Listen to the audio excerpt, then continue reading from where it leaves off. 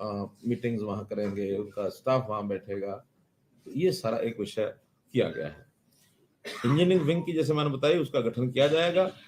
कर्नाटक में इसका बहुत अच्छा उदाहरण है जिला परिषदों का, वहाँ अच्छी सशक्त हैं। और हमने ये भी किया है कि कुछ प्रतिनिधि जिला परिषद का, एक आध आदमी, एक आध पंचायत समिति का, सरपंचों में से भी, और कुछ हमारे अधिकारी जहाँ जहाँ पंचायती राज सिस्टम अच्छा है उसको अध्ययन करने के लिए भी जाएंगे, ताकि वहाँ क्या अच्छा है उसको बेस्ट प्रैक्टिस जो भी हैं देश भर में उनको अडॉप्ट करेंगे। ये हमने तय किया है। जिला परिषद को हमने जो कुछ काम उनको जिम्मे लगा दिए हैं, जिसमें जिला परिषद बस्क्यू शेल्टर्स, ई लाइब्रेरीज और शिवधाम योजना के अंतर्गत जो शमशान घाट और कब्रिस्तान के जो 4 काम हमने तय किए हैं वो सब, इसी प्रकार से खेत खलियान योजना के अंतर्गत जो 5 क्रम के रास्ते हैं उनको भी अब जिला परिषद ही पक्का करेंगी। पहले अब ये 5 क्रम के जो रास्ते थे, 5 क्रम के तो हैं मार्केटिंग बोर्ड के, 4 क्रम या इससे नीचे के ये जिला परिषद करेंगी। और मार्केटिंग बोर्ड की जो सड़कें हैं उनकी मेंटेनेंस, रिपेयर ये जिला परिषद करेंगी।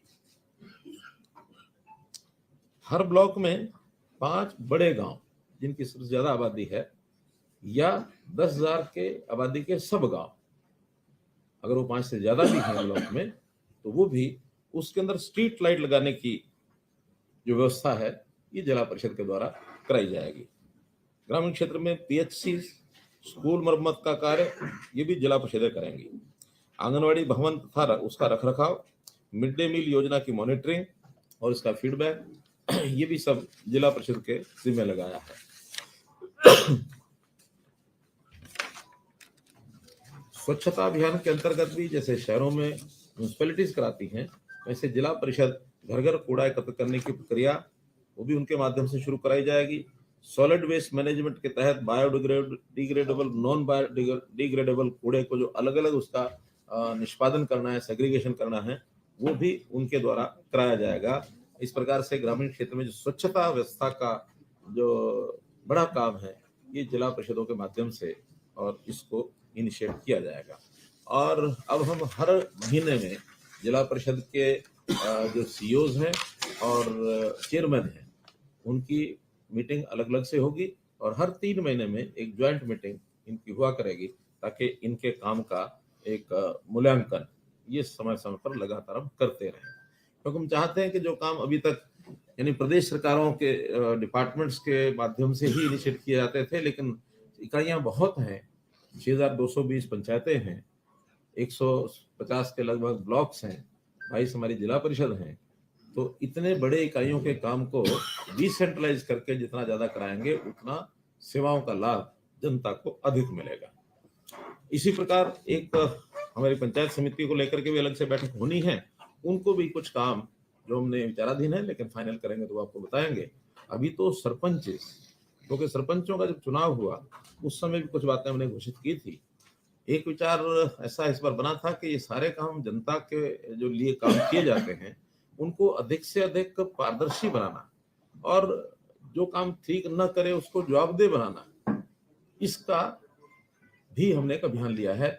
जितना पैसा हम भेजेंगे, चूंकि टेक्नोलॉजी का जमाना आ गया है तो टेक्नोलॉजी से हर चीज को मॉनिटर भी किया जा सकता है। वो समय अब खत्म हो गया कि जब कोई प्रधानमंत्री भी ये कहता था कि 1 रुपया ऊपर से भेजा जाता, नीचे 15 ही पैसे पहुंचते हैं। अब तो टेक्निकली 1 रुपया अगर भेजा जाएगा तो 1 ही रुपया खाते में नीचे जाएगा, बीच में कोई स्कोप नहीं है उसमें से कोई एक भी पैसा निकाल ले। इसलिए उस पारदर्शिता को लाने के लिए ई टेंडरिंग की व्यवस्था हमने शुरू की थी। और ई टेंडरिंग की व्यवस्था में एक लिमिट, जो कि पहले तो तकरीबन बड़ी राशि का काम सरपंच ई टेंडरिंग के बनाई करवाते थे, लेकिन इस बार एक लिमिट लगाई थी हमने पहले तो 2 लाख रुपए की, कि 2 लाख रुपए से नीचे के जो काम है वो लोग कोटेशन के आधार पर करा सकते हैं, 2 लाख या इससे ऊपर के काम सारे ई टेंडरिंग पर होंगे।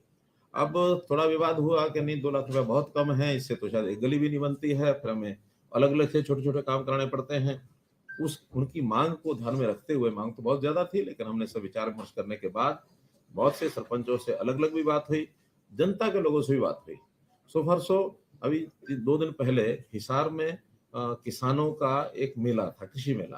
कृषि मेला में लगभग 10,000 से ऊपर संख्या थी जहां मेरा संबोधन हुआ और मैंने खुल करके पूछा, मैंने कहा ये ई टेंडरिंग के विषय में हमको जो हमारा हमारा स्टैंड है ठीक है कि नहीं है।